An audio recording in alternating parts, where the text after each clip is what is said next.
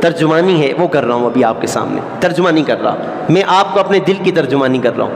ام معبد نے صرف حضور کے بارے میں پوچھا تھا، کیا پوچھا تھا؟ حضور کے بارے میں۔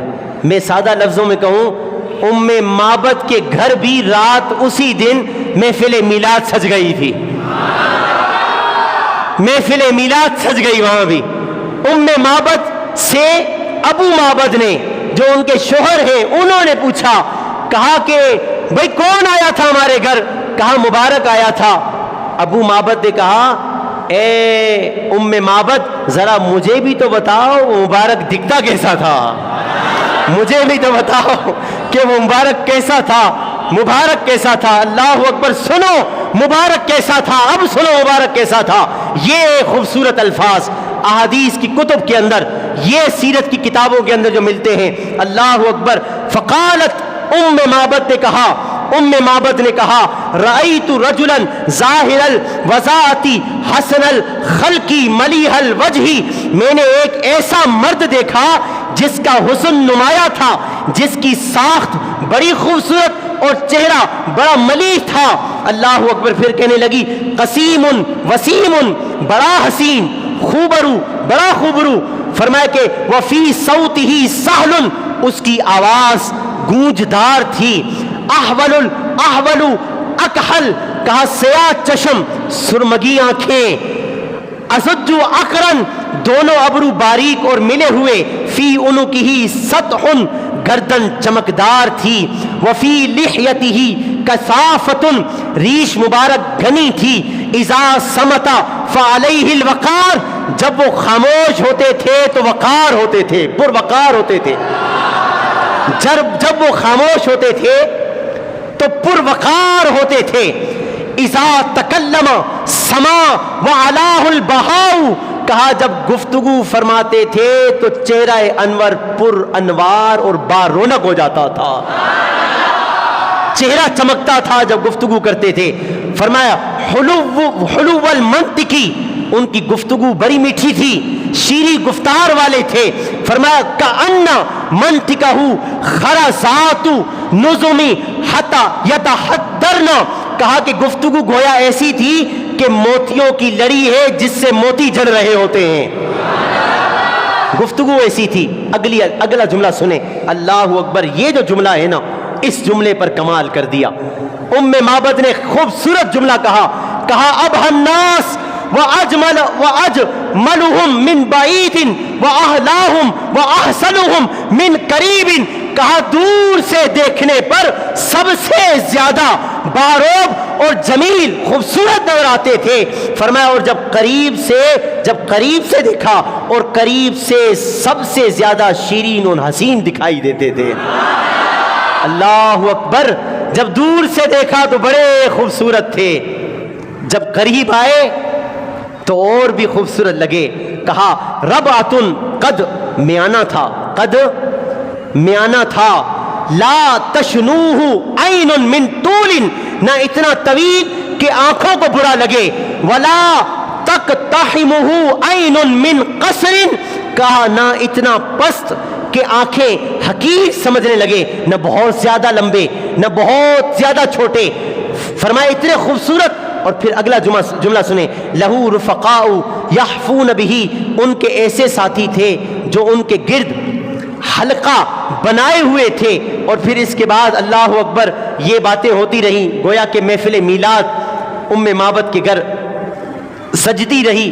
اب حضور چلے گئے اور ام معبد جو ہے وہ باتیں کرتی رہی، بتاتی رہی اپنے گھر میں ساری باتیں۔ اب کیا ہوا، ایک دن نا حضور تو وہاں سے سفر کر کے مدینے پہنچ چکے تھے، سرکار کے صحابہ بھی حضور کے ساتھ، اور حضور وہاں رہائش کرنے لگے۔ ایک دن ایسا ہوا کہ ہمارے حضور صلی اللہ علیہ وسلم تو مدینے میں تشریف فرما ہے، اب وہ تو سفر کا راستے میں وہ آئی تھی تو ملاقات ہوئی، بات ہوئی، لیکن حضور مدینے پہنچ گئے۔ جب حضور مدینے پہنچے نا، ایک دن اتفاق ایسا ہوا کہ ام معبد جو یہ تھی نا، وہ ایک دن اپنے بچے کے ساتھ مدینے کی گلیوں میں آ گئی۔ اب یہ مدینے آ گئی، جب یہ مدینے آئی نا اس نے مدینے میں حضرت ابو بکر صدیق کو گھومتے ہوئے دیکھ لیا. کس کو دیکھا؟ حضرت ابو بکر. حضور کو نہیں دیکھا, حضرت ابو بکر کو دیکھا. اور دیکھا بھی کس نے؟ ام معبد کے بچے نے, جو اس دن گھر میں موجود تھا. اس چھوٹے بچے نے ام معبد کے, اس نے حضرت ابو بکر کو دیکھا. اس نے کہا یا اماں, اے میری امی جان, دیکھو ذرا وہ والا بندہ دیکھو, یہ وہی ہے نا جو اس دن مبارک کے ساتھ آیا تھا. یہ وہی ہے نا جو اس دن مبارک کے ساتھ تھا. تو اس کی امی نے بھی حضرت ابو بکر کو دیکھا, کہا تم تو مل گئے ہو نا, یہ بتاؤ وہ مبارک کہاں رہتا ہے, وہ مبارک کہاں ہے؟ حضرت ابو بکر کہنے لگے کون مبارک, تم کس کی بات پوچھ رہے ہو؟ اچھا حضور کی بات پوچھ رہے ہو؟ ارے جس کو دنیا محمد کہتی ہے وہی تو ہمارے آقا ہیں, وہی تو ہمارے آقا ہیں. حضرت ابو بکر صدیق لے کر کے گئے, حضرت ابو بکر صدیق لے کر گئے حضور کے پاس. حضور علیہ الصلوۃ والسلام کو ام معبد نے حضور علیہ الصلوۃ والسلام کو کچھ تحفے اس نے بھی پیش کیے, پھر حضور علیہ الصلوۃ والسلام نے بھی کچھ تحفے اس کو پیش کیے. اور پھر روایتوں کے اندر یہ بھی لکھا ہے کہ پھر وہ اپنے شوہر کو بھی پھر لے کر آئی تھی بعد میں. وہ کیسے لے کر آئی ہوگی, اللہ اکبر, کیسے لے کر آئی ہوگی؟ اس کا شوہر بھی جب یہ دوبارہ گھر پہ گئی ہوگی نا, جب حضور ان کے گھر آئے تھے تو روشنی ہوئی تھی, جب ان کے گھر آئے تھے تو گھر چمکا تھا, جب ان کے گھر آئے تھے تو بکری کے دودھ میں کیسی برکت ہوئی تھی, کیسا ماحول بن گیا تھا, اللہ اکبر.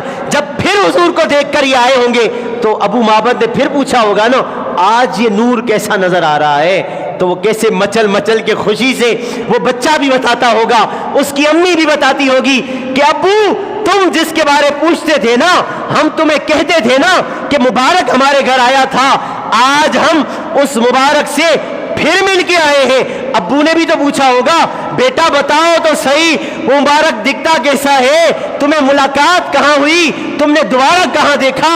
تو پھر امی اور بچے نے کیسے شوق سے بتایا ہوگا کہ ارے تمہیں پتہ ہی نہیں ہے, تم کہتے تھے نا جس کو محمد کہتے ہیں کوئی ایسا بھی ہو سکتا ہے. کیونکہ ابو معبد نے یہ بھی کہا تھا کہ آج کل لوگ, کیونکہ حضور کی جو باتیں انہوں نے سنی تھی نا, تو وہ پہلے سے کہتا تھا کہ مجھے تو لگتا ہے یہ وہی ہے, مجھے تو لگتا ہے یہ وہی ہے.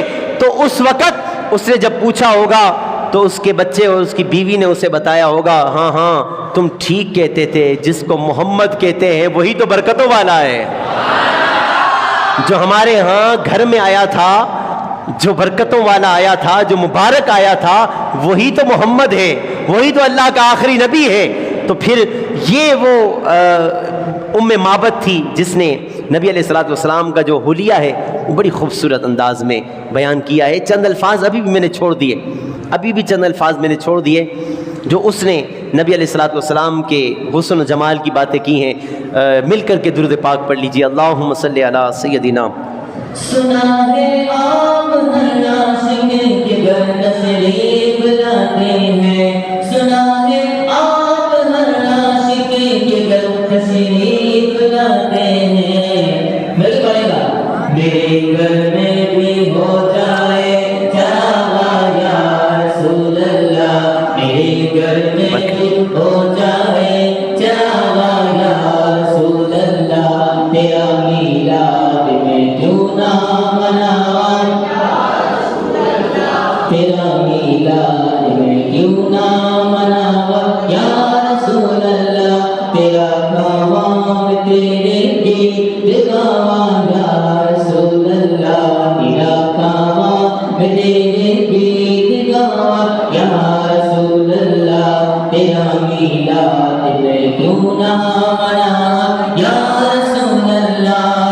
سرکار کی آمد, ایسے نہیں بولیے, سرکار کی آمد, دلدار کی آمد, حضور کی آمد, مرحبا یاسین کی آمد, مرحبا طہ کی آمد, مرحبا مرجا کی آمد, مرحبا ماما کی آمد, مرحبا. تیرا میلاد میں کیوں نہ مناواں یا رسول اللہ, تیرا میلاد میں کیوں نہ مناواں یا رسول اللہ. حلیمہ آپ چلانا آتا ہے نا, ابھی ویڈیو روک کے دوبارہ میں بیان شروع کروں.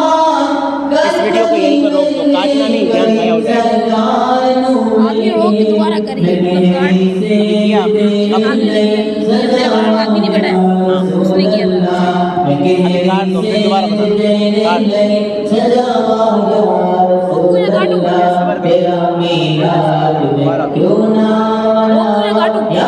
शुरू करूँगा फिर शुरू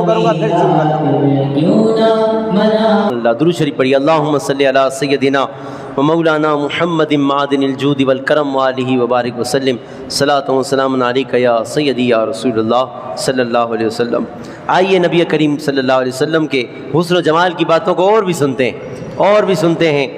अभी 1 घंटा तकरीबन गुज़र चुका है और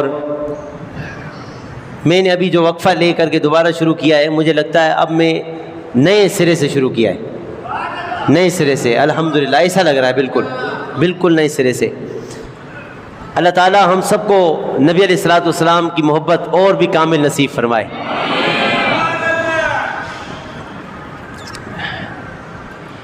हुज़ूर अलैहिस्सलातु वस्सलाम का मुबारक चेहरा इतने खूबसूरत, हमारे हुज़ूर इतने खूबसूरत कि कायनात में आप जैसा हसीन व जमील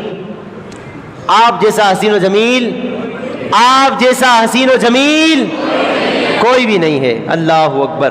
हज़रत इमाम हसन ने अपने मामू हिंद बिन अबी हाला से अर्ज़ की कि हुज़ूर अलैहिस्सलातु वस्सलाम का हुलिया मुबारक मुझे बताइए कि हुज़ूर कैसे थे। आपने जवाब दिया, कान रसूलुल्लाह सल्लल्लाहु अलैहि वसल्लम फ़ख़्मम मुफ़ख़्ख़मन यतलअलउ वजहुहु तलाअलुअल क़मरी लैलतल बदर। कहा कि हुज़ूर सल्लल्लाहु अलैहि वसल्लम लोगों की निगाहों में बड़े जलीलुल क़दर और अजीम शान दिखाई देते थे। हुज़ूर का चेहरा इस तरह चमकता था जिस तरह 14वीं का चांद चमकता है। इतने खूबसूरत हुज़ूर अलैहिस्सलातु वस्सलाम। और सुनिए हमारे नबी अलैहिस्सलातु वस्सलाम कितने खूबसूरत थे। अल्लाहु अकबर। हमारे हुज़ूर का जो चेहरा मुबारक था ना, इतना चमकदार था, इतना प्यारा था। रात को जो अंधेरा होता था ना, रात के अंधेरे में हुज़ूर का चेहरा इतना चमकता था कि हुज़ूर के चेहरे से, बल्कि हुज़ूर के चेहरे की बात करूं, एक सहाबी थे हुज़ूर के पास रुक गए। एक सहाबी थे, रात हो गई, इशा हो गई, हुज़ूर ने रोक लिया था। बारिश की रात थी, सरकार ने रोक दिया, हुज़ूर ने रोक दिया।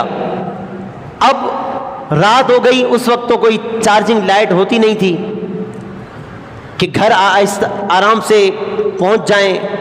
रात का अंधेरा और कोई रोड बाकायदा नहीं बने होते थे, बाकायदा कोई स्ट्रीट लाइट्स नहीं होती थी कि बंदा पहुंच जाएगा। रात का अंधेरा, देर हो गई, अब घर जाना था। फिर क्या हुआ, आपको घर जाना था, हुज़ूर अलैहिस्सलातु वस्सलाम ने वहां रोक लिया, इसलिए देर हो गई थी। नबी अलैहिस्सलातु वस्सलाम ने ना उनको जाते जाते पता है क्या दिया, सरकार ने अपने हाथ मुबारक से छड़ी मस्की, लाठी को हाथ लगाया, सरकार ने दे दी। कहा इसको लेकर जाओ, ये तुम्हारे 10 हाथ आगे भी रोशनी करेगी, 10 हाथ पीछे भी रोशनी करेगी, 10 हाथ दाएं भी रोशनी करेगी, 10 हाथ बाएं भी रोशनी करेगी। ये लेकर चले जाओ। इसको इमाम जलालुद्दीन सयूती ने खसाइसुल कुबरा के अंदर लिखा है। कहा कि हुज़ूर अलैहिस्सलातु वस्सलाम ने लाठी, आपका हाथ जिस लाठी से मस कर गया, अल्लाह ने उसको भी नूर वाला बना दिया। तो सोचो हमारे हुजूर कैसे नूर वाले, हमारे हुजूर कैसे नूर वाले। सैयदा आयशा पाक, आपने सुना होगा कि घर में रात का वक्त था, कुछ सी रही थी और आपके हाथ से ना वो सुई गिर गई, चिराग भी बुझ गया था। रात को अंधेरी रात थी और घर के अंदर कोई रोशनी नहीं थी। सैयदा आयशा पाक फरमाती हैं, हुजरे शरीफ में रसूलुल्लाह तशरीफ ले आए। अल्लाहु अकबर। हुजूर आ गए, सरकार आए ना, जब घर के अंदर हुजूर तशरीफ लाए, फिर क्या हुआ, कहती है जब सरकार आए, नबी अलैहिस्सलातु वस्सलाम के चेहरे अनवर के अनवार से ऐसी रोशनी हुई कि आपके चेहरे की रोशनी से वो गुमी हुई सुई मुझे आसानी के साथ मिल गई। कितना चमकता था चेहरा, कैसे खूबसूरत थे हमारे हुजूर, कितना हुस्न दिया था اللہ نے ہمارے نبی علیہ الصلوۃ والسلام کو، امام ترمذی نے اس حدیث کو روایت کیا ہے، حضرت ابو ہریرہ رضی اللہ تعالیٰ عنہ بیان کرتے ہیں، کہتے ہیں ما رأیت شیئا احسن من رسول اللہ صلی اللہ علیہ وسلم۔ اچھا اس میں نا ایک چیز زیادہ ہے، یہ حدیث میں نے پہلے بھی پڑھی ہے، جو ایک چیز زیادہ ہے جلدی سے میں وہ پڑھ لیتا ہوں۔ حضور علیہ الصلوۃ والسلام کے بارے میں حضرت ابو ہریرہ کہتے ہیں میں نے کوئی چیز اللہ کے پیارے رسول صلی اللہ علیہ وسلم سے خوبصورت نہیں دیکھی، کوئی چیز، کوئی بندہ نہیں، تھوڑا غور کرو، بندہ نہیں، چیز، اللہ کی کائنات میں کوئی بھی چیز میں نے حضور سے خوبصورت۔ یہ تو حضرت ابو ہریرہ تھے نا جنہوں نے حضور کو دیکھا تھا، دیگر انبیاء کو تھوڑی دیکھا تھا، جنہوں نے حضور کو اور دیگر صحابہ کو اور پوری کائنات میں جو کچھ نظر آیا ان کو دیکھا۔ تو حضرت ابو ہریرہ کہتے ہیں کہ میں نے حضور سے خوبصورت کوئی چیز نہیں دیکھی۔ جبرائیل تو وہ ہے جنہوں نے سارے اللہ کے نبیوں کو بھی دیکھا ہے، جبرائیل تو وہ ہے کہ جنہوں نے اللہ کے سارے نبیوں کو دیکھا ہے۔ حضور نے تو جبرائیل سے بھی پوچھا تھا، اے جبرائیل تم نے تو اللہ کی ساری کائنات کے مشرق و مغرب دیکھے ہیں، ساری کائنات دیکھی ہے، کیا ہم جیسا بھی کسی کو دیکھا ہے؟ کیا ہم جیسا بھی کسی کو دیکھا ہے؟ اس وقت جب نبی علیہ الصلوۃ والسلام نے جبرائیل سے پوچھا نا تو جبرائیل نے کہا یا رسول اللہ میں نے اللہ کی مشرق و مغرب کے ساری چیزیں، مشرق و مغرب کو چھان ڈالا ہے، لیکن محبوب کو جیسا اللہ نے آپ کو بنایا ہے کائنات میں کسی کو نہیں بنایا۔ جیسے آپ ہے یا رسول اللہ ایسا، جیسے آپ ہے ایسا کوئی بھی نہیں ہے، سب کو دیکھا ہے لیکن آپ جیسا۔ اعلیٰ حضرت امام علیہ سنت جب اس کو بیان کرتے ہیں تو اپنے انداز میں بولتے ہیں، اعلیٰ حضرت بولتے ہیں یہی بولے سدرا والے چمنے جہاں کے تھالے، سبھی ہم نے چھان ڈالے، تیرے پائے کا نہ پایا، تجھے یک نے یک بنایا، تجھے یک نے یک بنایا۔ یا رسول اللہ جیسے آپ ہیں کائنات میں ایسا کوئی بھی نہیں ہے۔ تو حضرت ابو ہریرہ کہتے ہیں کہ میں نے کوئی چیز اللہ کے محبوب، اللہ کے پیارے رسول سے خوبصورت نہیں دیکھی۔ یوں معلوم ہوتا تھا گویا سورج حضور کے چہرے میں چل رہا ہے، سورج حضور کے چہرے میں چل رہا ہے۔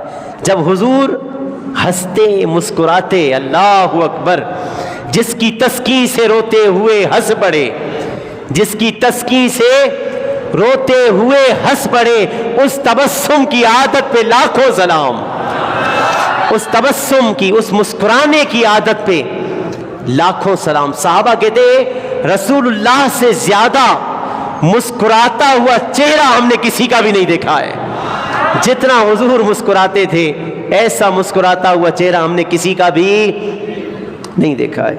حضرت ابو ہریرہ کہتے ہیں کہ جب حضور ہنستے مسکراتے سرکار قہقہا نہیں لگاتے تھے، قہقہا نہیں لگاتے تھے۔ ہنسنا کبھی کبھی ثابت ہے، ہنسنا اس میں ہوتا ہے کہ جس میں اتنی آواز ہو کہ صرف خود سنائی دے، یہ کبھی ثابت ہے۔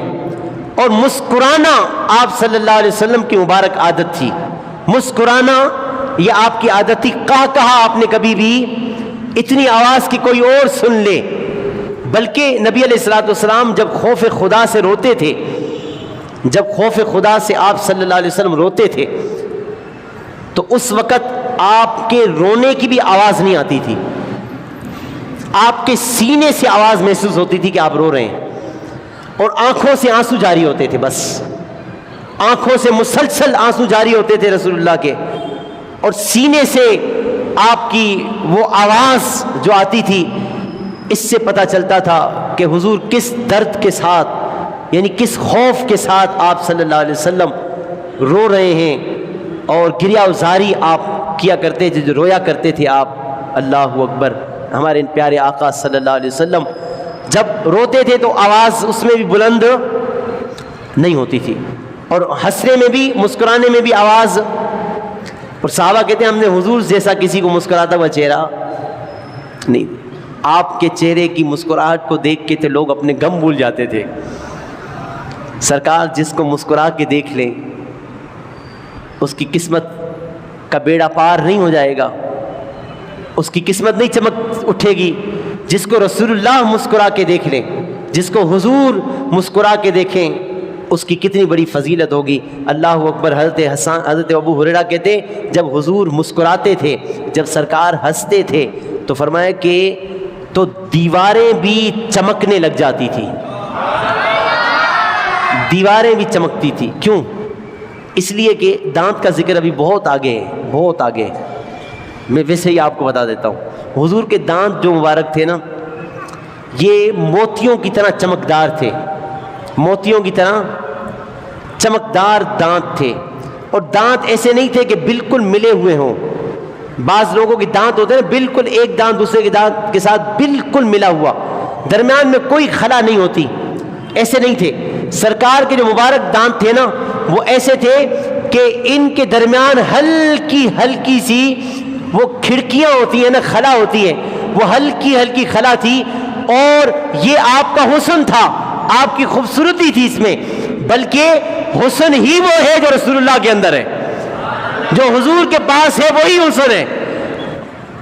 تو حضور کے جو دانتوں کے درمیان ہلکی ہلکی سی جو خلا تھی نا، سرکار جب مسکراتے تھے نا، جب حضور مسکراتے تھے تو یہ جو خلا تھی نا، اس سے نور کی ایسی شعائیں نکلتی تھی چمکتی ہوئی، جس کی وجہ سے دیوار چمکنے لگ جاتی تھی، یہاں سے روشنی نکلتی تھی جب حضور گفتگو فرماتے تھے۔ اللہ اکبر، کیسی چمک، کیسی دمک تھی۔ ابھی تو ہم چہرے پر ہی ہیں اور 1.5 گھنٹہ ابھی ہمارا ہونے والا ہے، تو میں دیکھ رہا ہوں آپ میں سے نا کچھ لوگ تھوڑا تھوڑا سستی محسوس کر رہے ہیں۔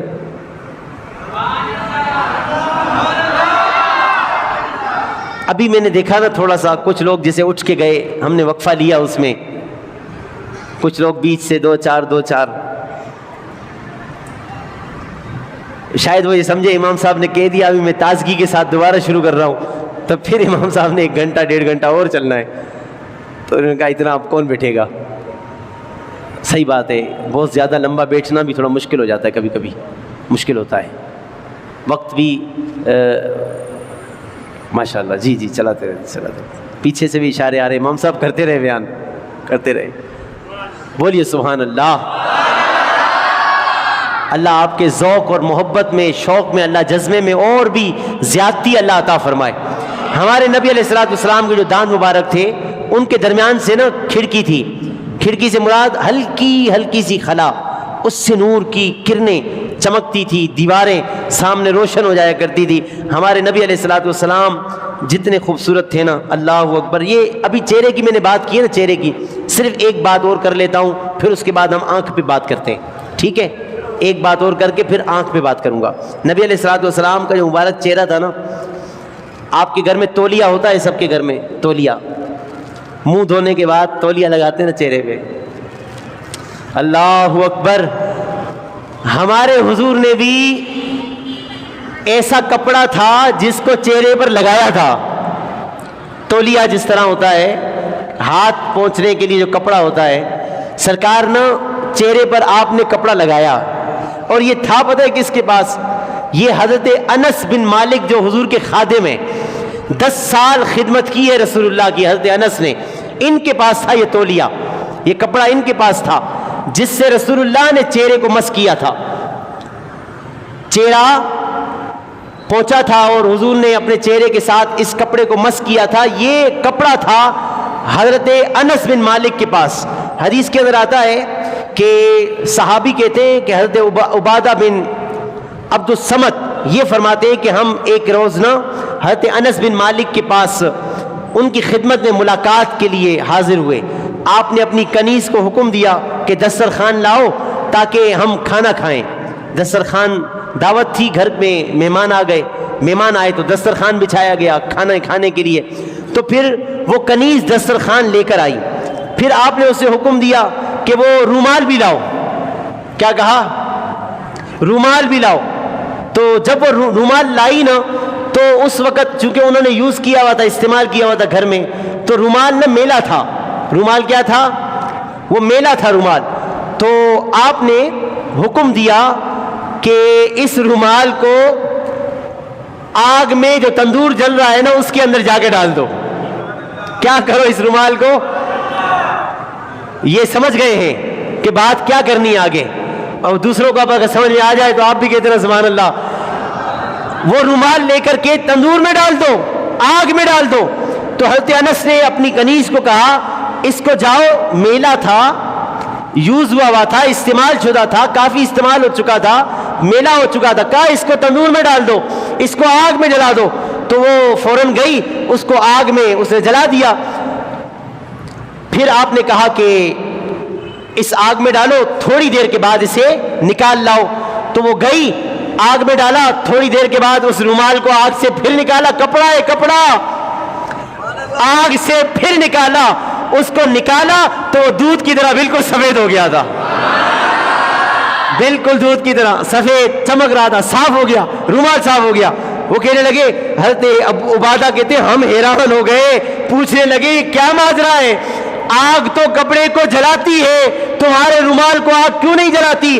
حضرت انس نے اس راز سے پردہ اٹھایا اور کہنے لگے کہ یہ رسول اللہ کا رومال ہے, یہ کہنے لگے یہ میرا نہیں ہے, ہماری کنیز کا نہیں ہے, یہ ہمارے گھر کے کسی بندے کا نہیں ہے, یہ ہم نے مارکیٹ سے ڈائریکٹ نہیں لایا, یہ کئی دکان سے خرید کے تھوڑی لائے ہیں, اس کے سوت کو, اس کے کپڑے کو ہم نے دھاگے کو بن کر خود تھوڑی بنایا ہے, پتہ ہے یہ کس کا رومال ہے؟ کہا یہ رسول اللہ کا رومال ہے. حضور اس کے ساتھ اپنے چہرے انور کو صاف کا لفظ میں نہیں کہتا ہوں, حضور اس کپڑے کو, اس رومال کو اپنے چہرے کے ساتھ مس ہونے کا شرف دیتے تھے. اس کپڑے کو رسول اللہ اپنے چہرے کے ساتھ مس ہونے کا, وہ کوئی بیوقوف ہوتا تو وہ اس حدیث کو بھی یوں سناتا جیسے ہم ایک دوسرے کے لیے بات کرتے ہیں, جی میں رومال سے چہرہ صاف کرتا ہوں. میں کہا چہرہ وہ صاف کرتا ہے جس کا چہرہ گندا ہوتا ہے, چہرہ وہ صاف کرتا ہے جس کا چہرہ گندا ہوتا ہے. ہمارے حضور رومال کو اپنے چہرے سے مس ہونے کا شرف بخشتے ہیں, اسے شرف دیتے ہیں, چہرے سے مس ہونے کا شرف دیتے ہیں. تو حضور نے اپنے رخ انور پر اس کپڑے کو لگایا ہے. تو فرمایا کہ جب یہ میلہ ہوتا ہے, حضرت انس کہتے ہیں جب یہ رومال اب میلہ ہو جاتا ہے تو ہم کیا کرتے ہیں, ہم اس کو پانی سے, سرف سے, صابن سے اس کو نہیں دھوتے ہیں, بلکہ اس کو آگ میں ڈال دیتے ہیں, پھر نکالتے ہیں, یہ صاف ہو جاتا ہے. کیوں؟ اس لیے کہ جس چیز کی نسبت رسول اللہ کے ساتھ ہو جاتی ہے اس کو آگ چھو بھی نہیں سکتی ہے, آگ نہیں چھو سکتی اسے, حضور سے نسبت ہو جاتی ہے. اللہ اکبر, اللہ نے ایسا مقام دیا ہے ہمارے حضور کو. یہ حضور کے چہرے پر بات تھی. بہت ساری باتیں چھوڑ چھوڑ کے بس اتنی بات ہم نے آپ کو حضور کے چہرے پر سنا دی. اب دیکھیں حضور کی آنکھ مبارک, کیسی آنکھیں تھی رسول اللہ کی. میری اور آپ کی آنکھ, ابھی آپ اوپر پر دیکھیں, چھت نظر آئے گی, آسمان کسی کو نظر نہیں آئے گا, اور دوسری منزل بھی کسی کو نہیں دکھے گی, وہ جو سولر کی پلیٹیں لگ رہی ہیں وہ بھی کسی کو نظر, وہی ہماری نظر ادھر تک کی جا سکتی ہے, یہ چھت ہی نظر آئے گی, اس کے بعد کا کچھ بھی نظر نہیں آئے گا. ہمارے حضور کی آنکھوں کا پاور تو دیکھو, ہمارے حضور کی آنکھوں کا پاور دیکھو. اللہ اکبر. ہمارے حضور کھڑے ہیں زمین پر, کھڑے ہیں زمین پر, آنکھ اٹھاتے ہیں تو اللہ آسمان تک نہیں, ساتوں آسمان سے اوپر عرش, نانا حضور کی نظریں جنت میں لگے ہوئے درختوں کو بھی دیکھ رہی ہوتی ہیں. یہاں سے نگاہ اٹھتی ہے, جس طرف اٹھ گئی دم میں دم آ گیا. آگے کیا ہے؟ جس طرف اٹھ گئی دم میں دم آ گیا, اس نگاہ عنایت پہ لاکھوں سلام. جس طرف اٹھ گئی اس میں دم میں دم آ گیا. ایک نظر یا رسول اللہ ہم غلاموں پہ بھی ڈال دیجئے, ایک نظر ہم پہ بھی, ایک نظر ہم پر بھی آ جائے تو ہمارا بھی بیڑا پار ہو جائے گا.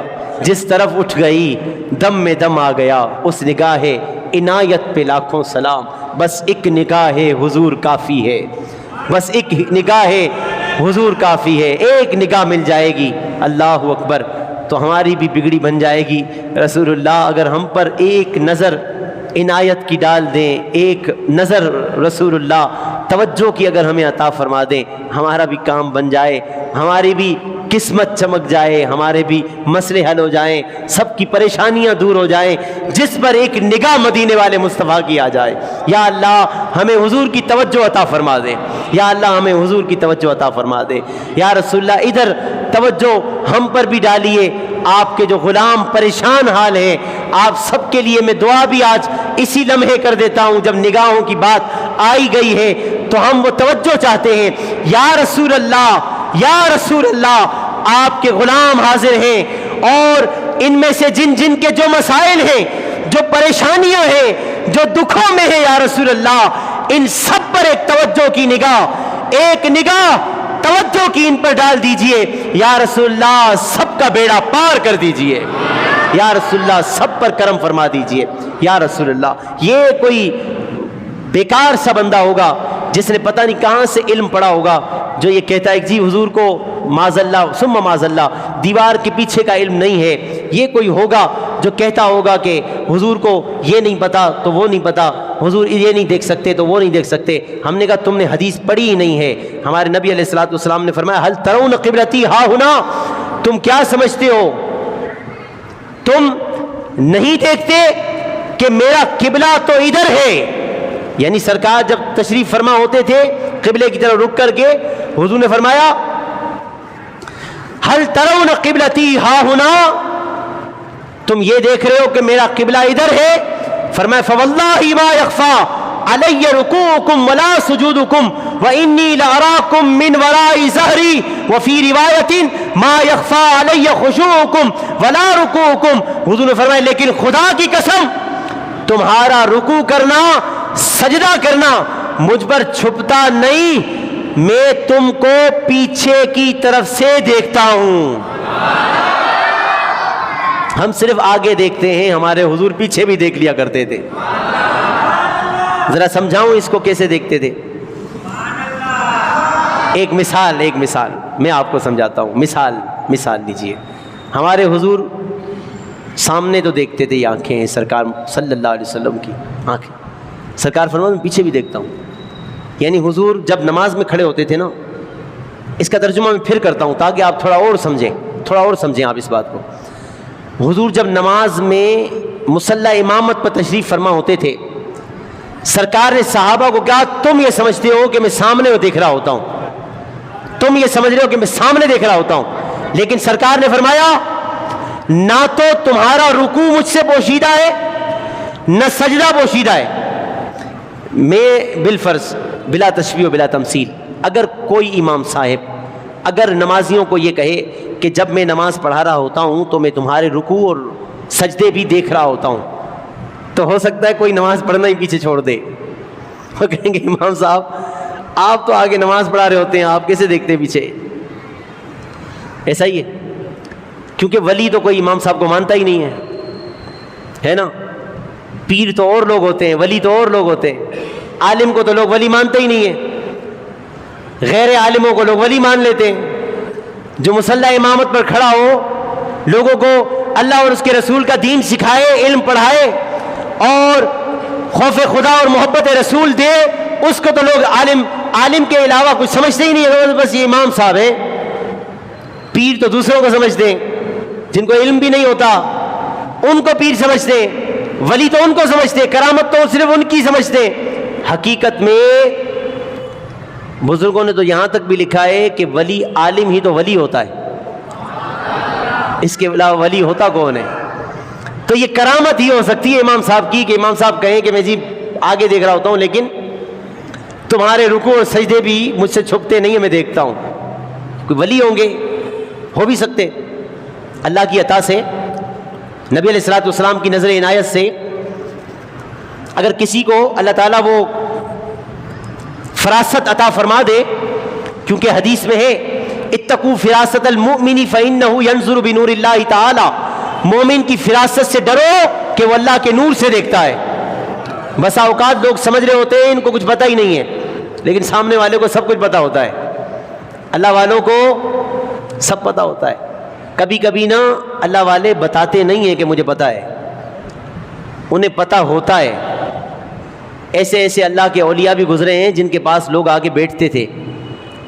ایسے اللہ والے میں جانتا ہوں، میں نے دیکھا ہے ایسے شخص کو. اور یہ ایسے لوگ دنیا میں اب بھی ہیں. ایسے اب تو ان کا وصال ہو گیا ہے. ایسے اللہ کے ولی بیٹھتے تھے نا، کوئی شخص آ کر سامنے بیٹھتا تھا، دل پڑھ کے بتا دیتے تھے کہ یہ دل میں کیا بات لے کے آیا ہے. ایسے ایسے لوگ دل پڑھ کے بتا دیتے تھے.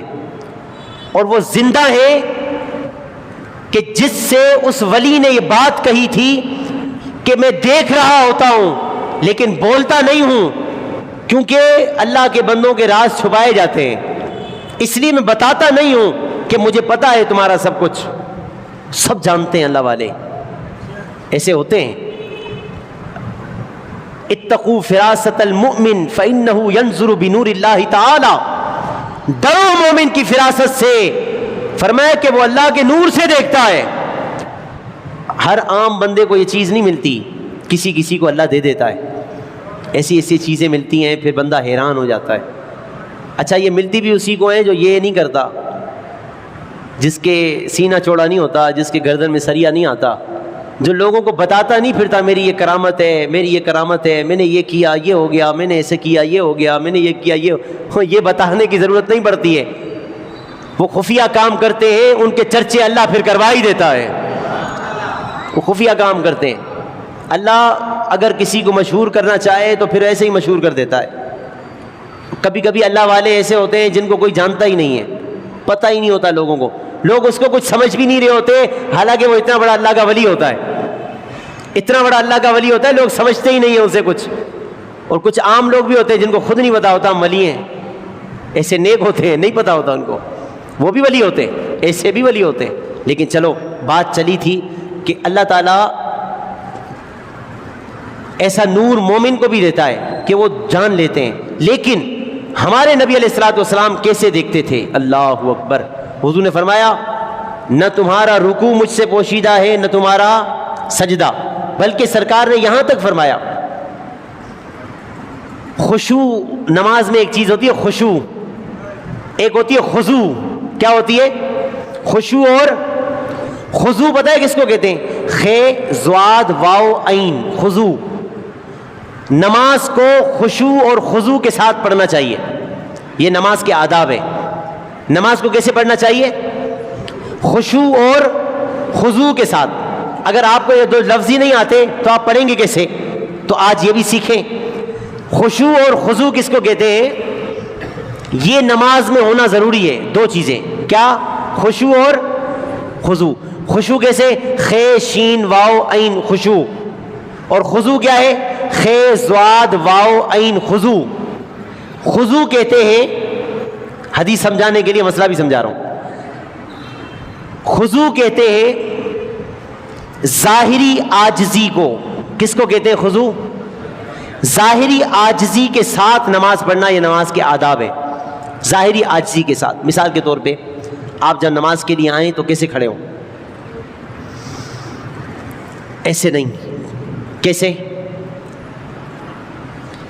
بالکل پاؤں سیدھے ملائیں، 4 انگلیوں کا دونوں کے درمیان فاصلہ ہو. اگر کوئی مسئلہ نہیں ہے تو بعض موٹے ہوتے ہیں نہیں کھڑے ہو سکتے، کوئی بات نہیں ہے. جی بعض موٹے ہوتے ہیں کیونکہ ران موٹی سی ہوتی ہے تو اس وجہ سے وہ جسم لگتا ہے آپس میں، وہ کسی کو ریشز پڑ جاتے ہیں تو اس وجہ سے بیچارہ نہیں کھڑا ہو سکتا، پریشانی ہوتی ہے. کوئی موٹا تازہ نہیں ہے، ہلکا پھلکا بندہ ہے تو مستحب یہی ہے کہ کیسے کھڑا ہو نماز میں.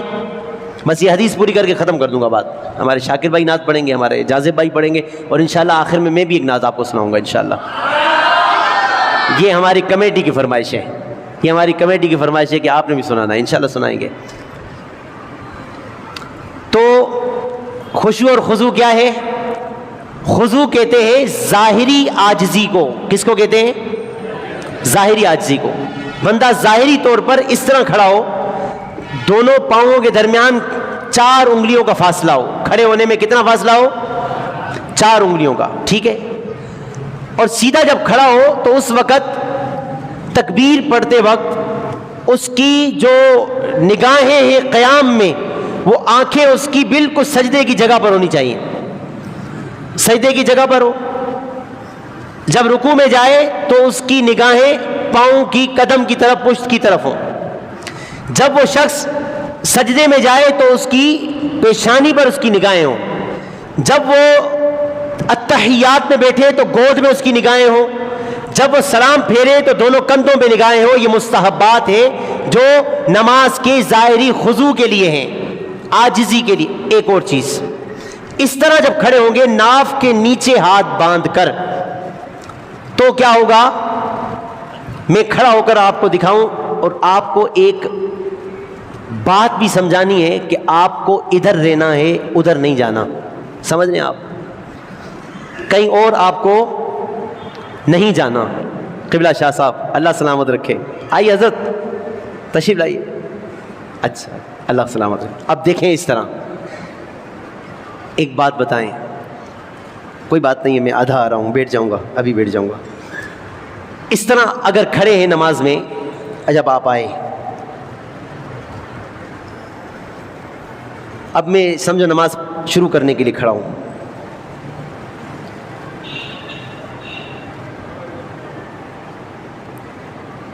دوسرا اسٹائل،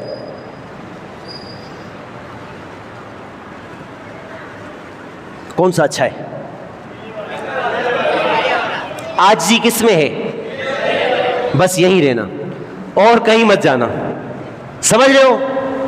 اس کے علاوہ کسی اسٹائل کی طرف مت جانا۔ نماز میں عاجزی کے ساتھ کھڑا ہونا، خضوع کہتے ہیں اسے۔ کیا کہتے ہیں؟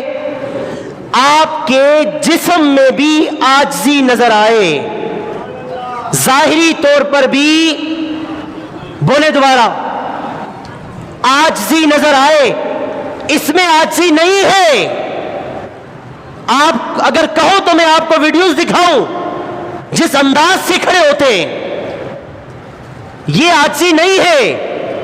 عاجزی جو نماز میں ہوتی ہے وہ اس اسٹائل سے کھڑے ہونے میں آتی ہے۔ اس انداز سے کھڑے ہوں گے، جھکا کر کے، اور اپنے کندھوں پر بھی نا تھوڑا سا ظاہری عاجزی لے کر آئیں۔ پھر کر کے دکھاؤں آپ کو میں اچھے سے انداز، آپ دیکھیں۔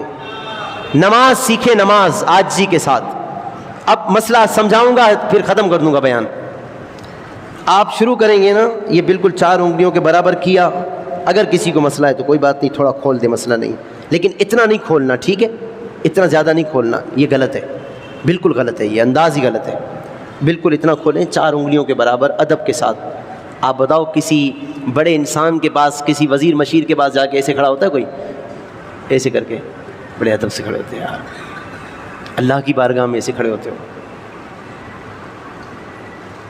حدیثیں ہم نے پڑھی ہیں بھائی، تم بلے اہل حدیث ہو لیکن حدیث نہیں آتی تمہیں۔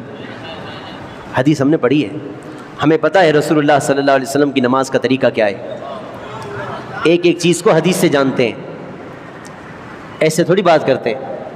ہمیں پتہ ہے یہ کیوں کرتے ہو، ہمیں پتہ ہے سب کچھ، یہ کیوں ملاتے ہو، یہ بھی حدیث ہم نے پڑھی ہے، میں نے سنائی ہے یہاں بخاری شریف، اور بتایا ہے، وہ حدیث بھی پڑھ کے سنائی ہے کہ کس حدیث کی وجہ سے یہ پاؤں کھول رہے ہوتے ہیں۔ ہمارے حضور نے کندھا ملانے کا کہا تھا، کیا کہا تھا؟ کندھا ملانے۔ یہ کیا کر دیا آپ نے؟ صف سیدھی کرنے کا حکم تھا، صف سیدھی کرنے کا۔ یہ مطلب نہیں تھا کہ جو تمہارے ساتھ کھڑا ہو جائے اس کو پاؤں مارو، یہ مطلب نہیں تھا۔ بس واللہ عالم، بس کہاں سے سیکھیں، کہاں سے لے کر آتے ہیں ایسے۔ یہ دیکھیں، یوں آپ کھڑے ہوں گے نا، کبھی کبھی بندہ تھکا ہوا بھی ہوتا ہے، کبھی کچھ اور بھی مسئلہ ہوتا ہے، کبھی اس طرح کی پوزیشن نہیں بھی بنتی ہے، کبھی جلدی میں بھی بندہ ہوتا ہے، یاد نہیں بھی رہتا، لیکن کبھی کبھی عادت آپ اس طرح بنائیے گا آپ نماز پڑھنے کی۔ یہ یہاں لگیں گے، ہاتھ انگلیاں اس طرح کھولنی بھی نہیں ہے، بند بھی نہیں کرنی، ہلکا ایسے، ٹھیک ہے؟ بالکل ڈھیلا چھوڑیں، سیدھا پشت کا، یہ رخ کہاں ہوگا؟ کعبے کی طرف۔ اللہ اکبر۔ یہ جو جگہ ہے نا، یہ لگے گی ناف کی اس طرف، ناف پر، حضرت علی جو ہے نا وہ ناف کے نیچے ہاتھ باندھ کے نماز پڑھتے تھے. حضرت علی ناف کے نیچے ہاتھ باندھ کے نماز پڑھتے تھے ایسے کر کے. حضرت عبداللہ بن مسعود نے لوگوں کو نماز پڑھا کر کے دکھائی. رسول اللہ جس طرح نماز پڑھتے ہیں نا اس طرح پڑھ کر کے دکھائی. صحابہ نے دیکھا صرف ایک مرتبہ رفع یدین کیا, پوری نماز میں رفع یدین نہیں کیا, پوری نماز میں نہیں کیا, ایک ہی بار شروع میں کرتے ہیں بس اللہ اکبر, رفع یدین دونوں ہاتھوں کو بلند کرنا, ایک ہی بار کیا. ایسے کھڑے ہوں گے نا ناف کے نیچے, یہ جگہ ناف پہ لگے گی, پھر یہ رکھیں گے, 3 ایسے آ گئے, 3 ایسے. اب نا ادھر سے عاجزی کریں تھوڑی سی, یوں کھڑے, سمجھ رہے, اپنے جسمانی طور پر کیا لے کر آئیں, جسم میں عاجزی لے کر آئیں. جیسے نہیں بندہ کسی کے سامنے عاجز ہو کر ایسے کھڑا ہوتا ہے, یہ ہے عاجزی. اس کو کہتے ہیں خضوع. کیا کہتے ہیں, سمجھ گئے؟ ایسے نماز پڑھنی ہے خضوع کے ساتھ. اور ایک چیز ہے خشوع. کیا ہے؟ خشوع نظر نہیں آتا, خشوع اندر ہوتا ہے. دل کی عاجزی کو خشوع کہتے ہیں, دل کے جھکاؤ کو خشوع کہتے ہیں. دل جھکا ہوا ہو نا, دل, اس کو خشوع کہتے ہیں. دل کو کیا کہتے ہیں؟ خشوع. ہمارے حضور نے فرمایا میں جب مصلی امامت پر ہوتا ہوں, نماز پڑھا رہا ہوتا ہوں, میرا قبلہ تو سامنے ہوتا ہے, لیکن سرکار نے فرمایا نہ تو تمہارا خضوع مجھ سے پوشیدہ ہوتا ہے, نہ تمہارا خشوع مجھ سے پوشیدہ ہوتا ہے. نہ تم ظاہری طور پہ مجھ سے چھپے ہوتے ہو, نہ باطنی طور پہ چھپے ہوتے ہو. ایسے ہیں ہمارے سرکار. حضور کی آنکھ مبارک, ایسا دیکھتے تھے سرکار, اس طرح دیکھتے تھے ہمارے حضور. کوئی بات نہیں ہے, 15 منٹ اور بولتا ہوں, 2 گھنٹے پورے کروں گا, کوئی بات نہیں. آپ بیٹھے ہیں نا, رسول کے نہ ہو جو عشق مصطفیٰ, نہ ہو جو عشق مصطفیٰ. سبحان اللہ. نعرہ تکبیر, نعرہ رسالت, نعرہ رسالت, لبیک لبیک لبیک یا رسول اللہ,